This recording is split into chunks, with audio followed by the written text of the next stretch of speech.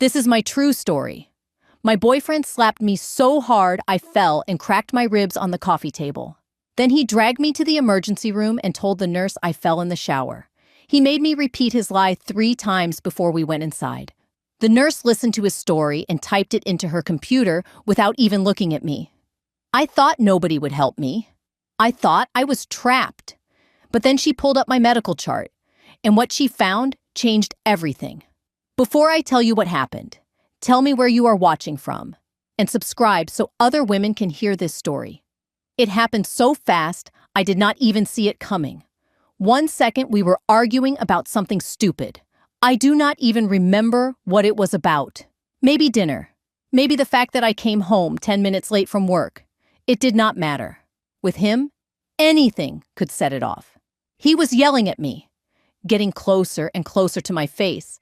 I was backing up, trying to get away from him, trying to calm him down. Then his hand came out of nowhere. He slapped me across the face so hard that my head snapped to the side. I heard ringing in my ears, tasted blood in my mouth. The force of it made me stumble backward. I lost my balance.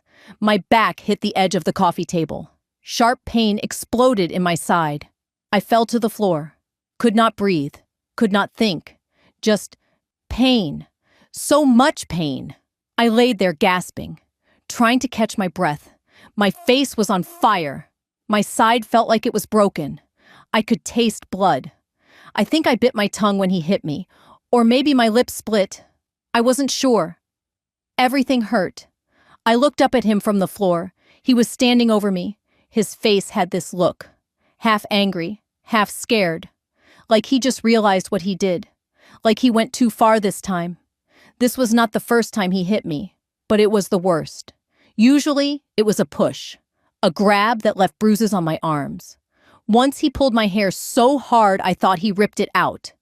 But he never slapped me like this before. Never hit me hard enough to knock me down. I tried to sit up. Pain shot through my ribs. I gasped and fell back down. Something was wrong. Really wrong. I could not breathe right. Every breath hurt. He stood there for a few more seconds just staring at me. Then panic took over his face. Get up! Get up right now! His voice was different. Scared. I tried again. Managed to sit up this time, even though the pain made me want to scream. He grabbed my arm and pulled me to my feet. I cried out. My ribs felt like they were on fire. You are fine. You are fine. Stop being dramatic. But his hands were shaking. He was scared. I could see it in his eyes. He was not worried about me. He was worried about himself. Worried that he really hurt me this time. Worried about what would happen if I was seriously injured. He pulled me toward the door. I could barely walk. Each step sent pain through my side. Where are we going? My voice came out weak, small. Hospital. We are going to the hospital. He was not asking.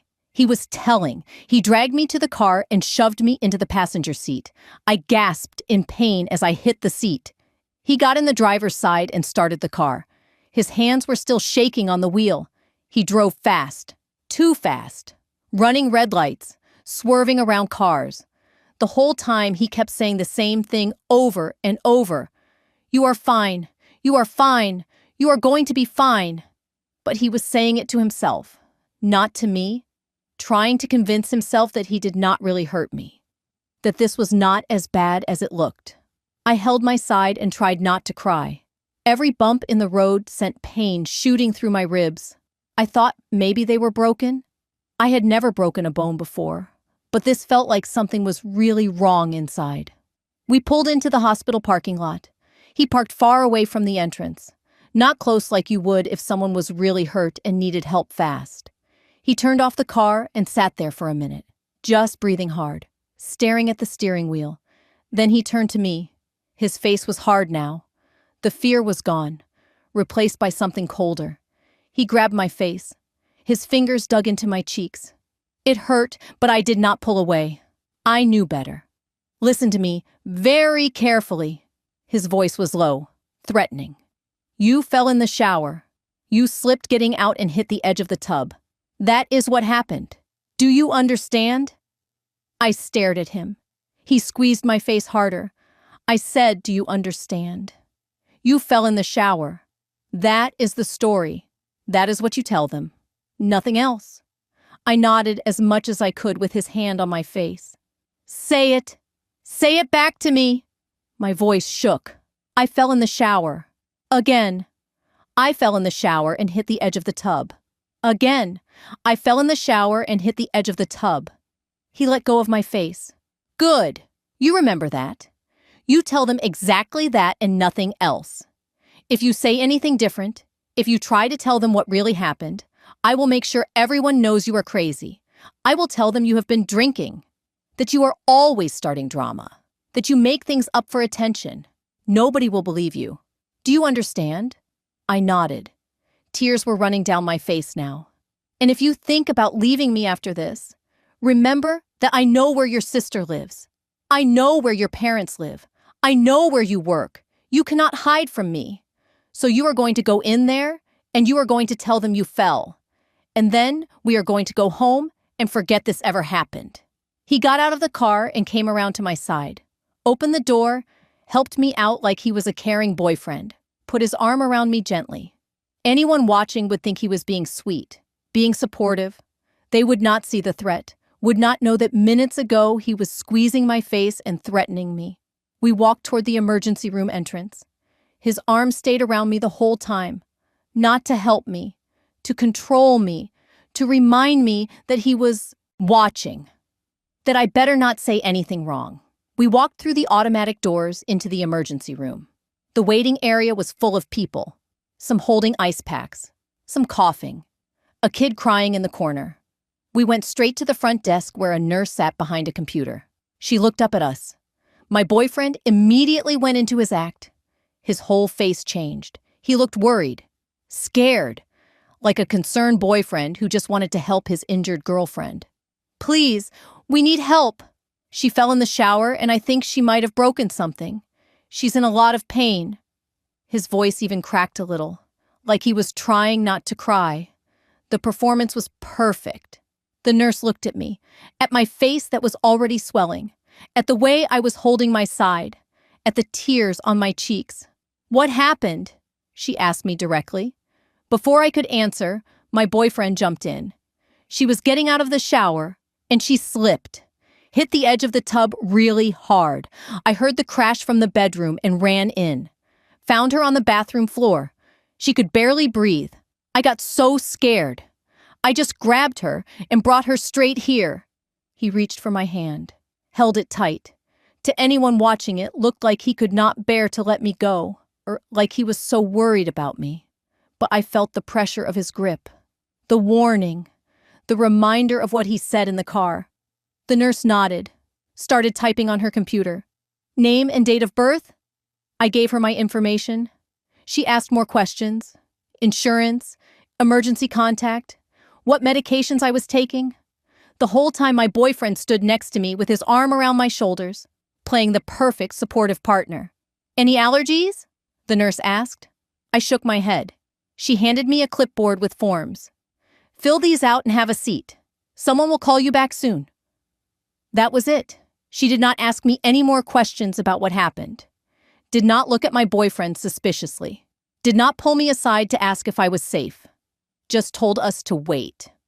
My heart sank. This was my chance. My chance to tell someone the truth. To get help. But she was not even paying attention. She was already looking at the next person in line. My boyfriend guided me to some plastic chairs in the corner, sat down next to me, kept his arm around me. To anyone watching, we looked like a normal couple. A caring boyfriend comforting his hurt girlfriend. Nobody could see that his thumb was pressing into the bruise on my shoulder. The one he gave me last week when he grabbed me too hard during an argument. Nobody could see the fear in my eyes, the way my hands shook as I tried to fill out the forms. He leaned close to my ear, whispered so only I could hear. You are doing good. Just keep it up. Remember what happened. You fell. You are so clumsy, baby. Always tripping over things. His voice was sweet, but the words were poison. We sat in those plastic chairs for what felt like forever. The clock on the wall said we had been there for 40 minutes. 40 minutes of him sitting next to me with his arm locked around my shoulders. 40 minutes of his thumb pressing into my bruise. 40 minutes of him whispering reminders in my ear every few minutes. Remember, you fell in the shower. You slipped on the wet floor. Hit the tub on your way down. That is what happened. I nodded each time, too scared to do anything else. My ribs were killing me. Each breath hurt. I was pretty sure something was broken or cracked. But the physical pain was almost easier to deal with than the mental torture of sitting there, knowing I could not tell the truth. Knowing he won again. People walked past us. Nurses in scrubs. Doctors with clipboards. Security guards. Each time someone passed, I thought about screaming. Thought about jumping up and yelling that he hit me. That I was not safe. That I needed help. But every time I thought about it, his grip would tighten on my shoulder, like he could read my mind, like he knew exactly what I was thinking, and the words would die in my throat before they even made it to my mouth. A woman across from us was holding a crying baby. She kept looking over at us, at my face, at the way he was holding me so tight. For a second, I thought maybe she knew. Maybe she could see what was really happening. I tried to make eye contact with her. Tried to send her some kind of signal with my eyes. But she looked away, went back to comforting her baby. Nobody wanted to get involved. Nobody wanted to see what was right in front of them. It was easier to believe his story. Easier to think I was just clumsy, just accident-prone. Easier than admitting that the nice-looking boyfriend in the waiting room was actually the one who put me here. He kept up his act the whole time, rubbing my back gently, asking if I needed water, telling me everything would be okay.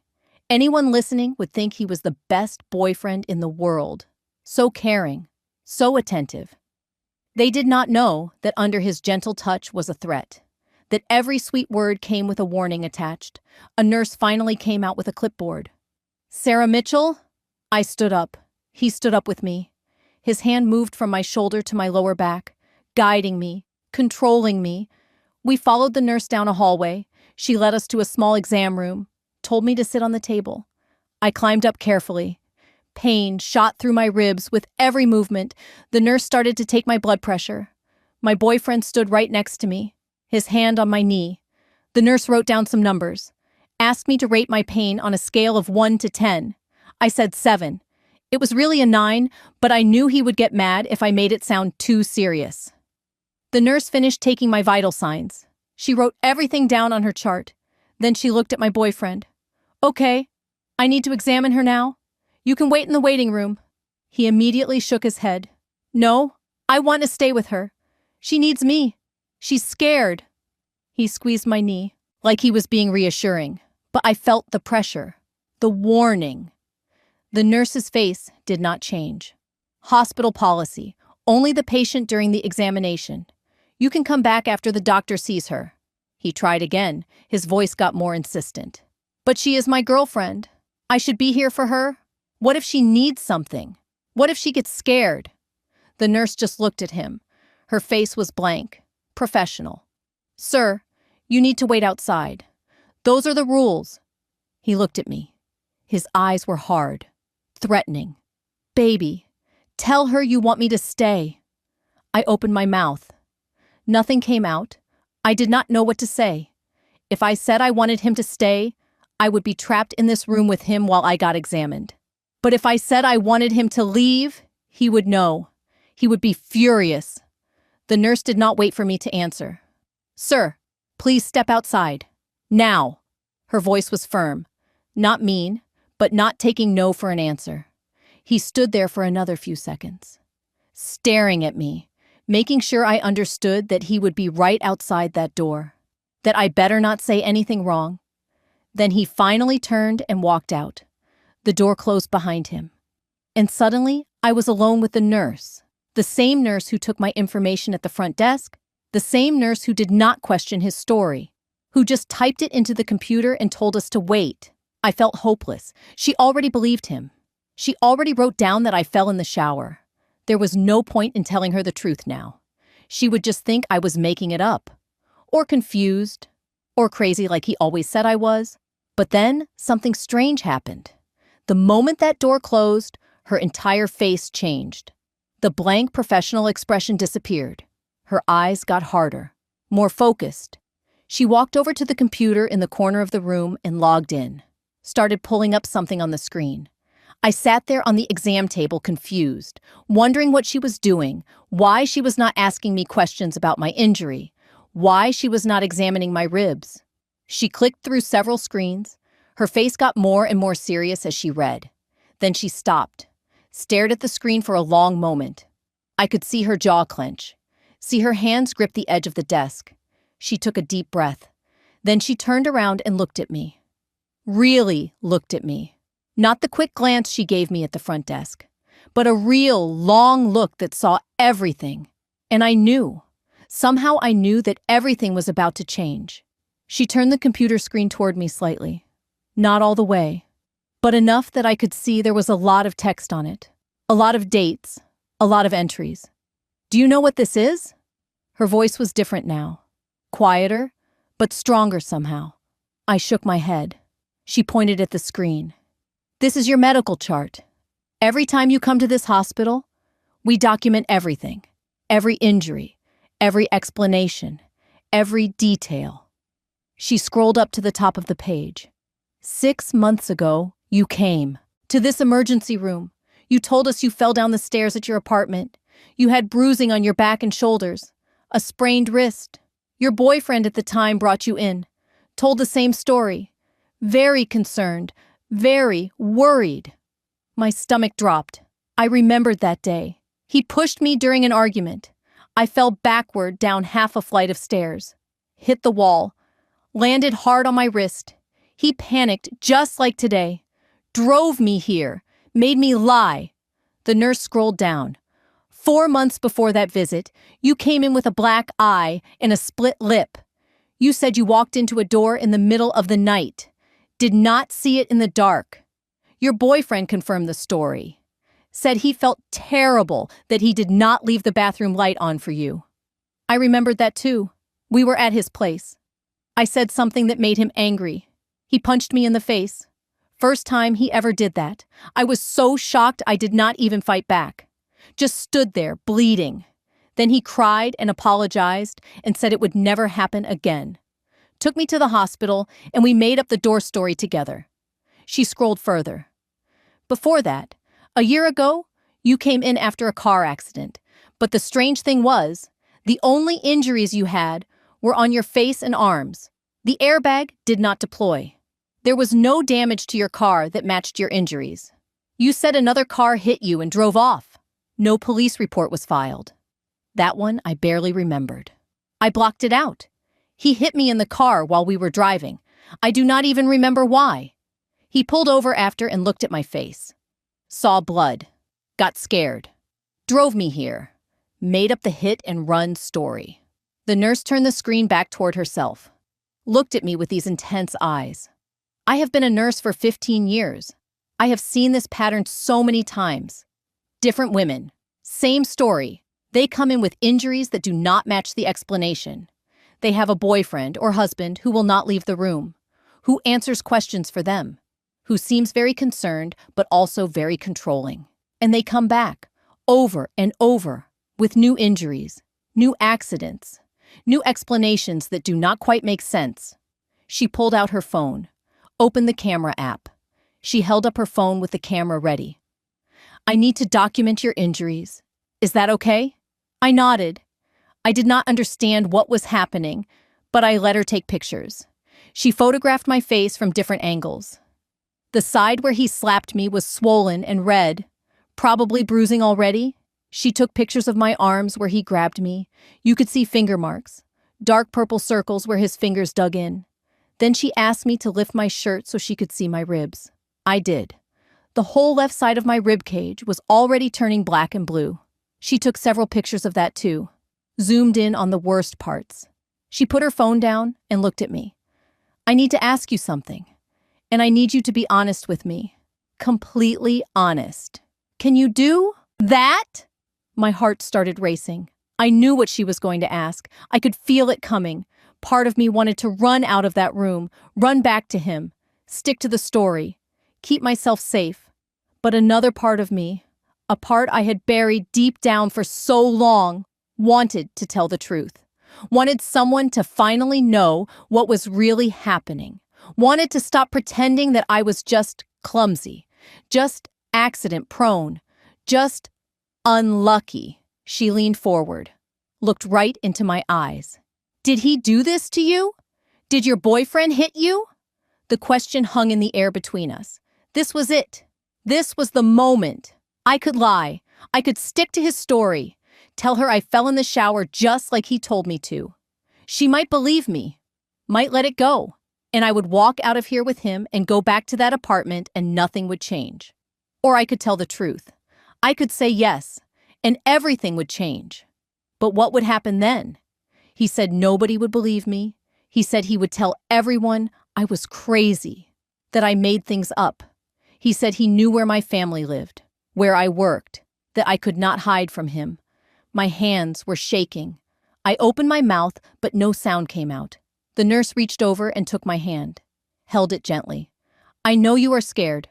I know he probably threatened you, told you what to say, told you what would happen if you told the truth. But I need you to know something.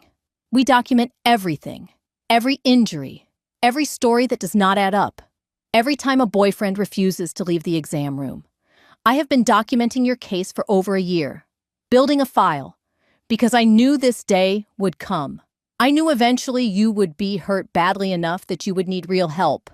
And I wanted to be ready. Tears started falling down my face. She knew. This whole time she knew. And she was helping me, even when I did not ask for help, even when I was lying to protect him. She was protecting me. She squeezed my hand. You are not alone. I see this all the time. Women who come in with the same patterns, the same injuries, the same lies. And I document all of it because I know that one day they might be ready to tell the truth. One day they might be ready to get out. Is today that day for you? I looked at her face. She was not judging me, not pitying me, just looking at me with understanding, like she knew exactly what I was going through, like she had seen it 100 times before. I thought about going back to him, back to that apartment, back to walking on eggshells every day, wondering what would set him off, back to making excuses for bruises, back to lying to my family about why I never visited anymore, back to being scared all the time. And I realized I could not do it anymore. I could not go back. Not after this. Not after someone finally saw what was happening and asked me the truth. My voice came out as a whisper, barely audible, but I said it. Yes. She leaned closer. Yes, what? I need you to say it clearly. I took a shaky breath. Yes, he did this to me. He hit me. He slapped me, and I fell and hit the coffee table. He did not take me here because he cared. He took me because he was scared I was really hurt and he would get in trouble. He made me lie. He told me what to say. He threatened me in the parking lot. Told me if I said anything, he would make sure nobody believed me. That he would tell everyone I was crazy. The words poured out of me. Once I started, I could not stop. Everything came flooding out. He has been hurting me for over a year. It started small, just grabbing my arm too hard, pushing me. But it got worse. He pushed me down the stairs 6 months ago. That is how I sprained my wrist. In the black eye from 4 months ago, he punched me. In the car accident that was not really an accident, he hit me while he was driving and made up the hit and run story. All of it was him. Every single injury, every single lie. All him. I was crying hard now, sobbing. The nurse handed me tissues. Let me cry. Did not rush me. Just sat there holding my hand while I fell apart. When I finally stopped crying enough to breathe, she stood up. I need to make some calls. I need to get security and a social worker in here, and we need to call the police. Is that okay with you? Panic hit me. He is right outside. He is waiting. What if he hears? What if he comes in? She shook her head. He is not coming in here. I promise you that. And security is going to remove him from the hospital before we do anything else. You are safe here. I will make sure of that. She stepped out of the room for just a minute. I sat there alone, terrified. What if he somehow knew what I said? What if he burst through that door right now? What if he hurt me worse than before? But she came back quickly with 2 security guards, big men in uniforms. They looked serious and professional. We are going to escort him out of the building now. He will not be allowed back in. We are also going to have an officer stationed outside your door while you are here, just to make sure you feel safe. One of the security guards spoke into his radio. I heard him say something about removing someone from the ER waiting area. A few minutes later, I heard yelling in the hallway. His voice, loud and angry. What do you mean I have to leave? That is my girlfriend in there. I have a right to be here. You cannot do this. I heard the security guard respond calmly. Sir, you need to leave the hospital immediately. If you refuse, we will call the police. More yelling from him. This is insane. I did not do anything wrong. She needs me. She's going to be confused without me. She's going to tell you crazy things. She does that when she is in pain. You cannot believe anything she says. They were escorting him out. I could hear his voice getting farther away as they walked him down the hall. Still yelling, still making excuses, still trying to control the situation even as they forced him out. Then it was quiet. He was gone. The nurse came back in with another woman. This is Rebecca. She's a social worker who specializes in domestic violence. She's going to help you figure out next steps, where you can go tonight, what resources are available, how to file a protective order. Rebecca sat down next to me. She had kind eyes and a soft voice. First, I want you to know that you did the right thing. I know how hard it was to tell the truth. I know how scared you must be. But you are safe now, and we are going to help you stay safe. She asked me questions. Did I have family I could stay with? Friends? Anywhere safe to go? I told her about my sister. She lived across town. We had not talked much in the past year because he always got mad when I spent time with her. Said she did not like him. Said she was trying to turn me against him. So I stopped calling her. Stopped visiting. Pushed her away to keep the peace. Rebecca nodded. We can call her if you want. Let her know what happened. See if you can stay with her while we figure everything else out. Then another person came in. A police officer. She introduced herself as Officer Martinez. She had a camera and a notebook. I need to take an official statement from you, and I need to photograph your injuries for evidence. Is that okay? I nodded. She took more pictures, even more detailed than the nurse's pictures. Close-ups of every bruise, every mark, every injury. Officer Martinez asked me to tell her everything that happened. I told her about today, about the argument, about the slap, about falling into the coffee table, about him threatening me in the car, about the rehearsed lie he made me repeat 3 times. I told her about all the other times too. Every injury on my medical chart, every lie we told together, every threat he made. She wrote it all down. Every detail. When I finished, she looked at me seriously. I am going to file a report. We are going to press charges for assault, and I am going to help you file for an emergency protective order. That means he cannot contact you, cannot come near you, cannot go to your work or your home or anywhere you are. If he violates it, he goes to jail immediately. Do you understand? I nodded. It felt surreal, like this was happening to someone else, not me. She left to file the paperwork. Rebecca stayed with me. What happens now? I asked her. My voice was small, scared. Now, we figure out where you are going tonight, and we make a safety plan. Let's call your sister. She handed me her phone. I dialed my sister's number with shaking hands. She answered on the second ring. Hello? Amy? It's me. My voice cracked. Sarah? Are you okay? You sound upset. I started crying again. I need help. I am at the hospital. Can you come get me? Can I stay with you for a while? She did not ask questions, did not hesitate. I am on my way right now. Which hospital? I will be there in 20 minutes. I told her. She said she loved me and hung up. Rebecca smiled. See? You have people who care about you, who want to help you. You are not alone. A doctor came in and examined my ribs, took x-rays. confirmed that 2 ribs were cracked but not broken, wrapped them up, gave me pain medication, told me to take it easy for a few weeks. My sister arrived while I was getting discharged. She ran into the room and hugged me carefully, started crying when she saw my face. I knew something was wrong. I knew it. I should have done more. I should have pushed harder to see you. I shook my head. This is not your fault. None of this is your fault. Rebecca gave us information, phone numbers for domestic violence hotlines, addresses for shelters and counseling services, instructions for the protective order hearing. My sister helped me to her car. We drove to her apartment. She set me up in her guest room, brought me water and blankets, sat with me while I cried.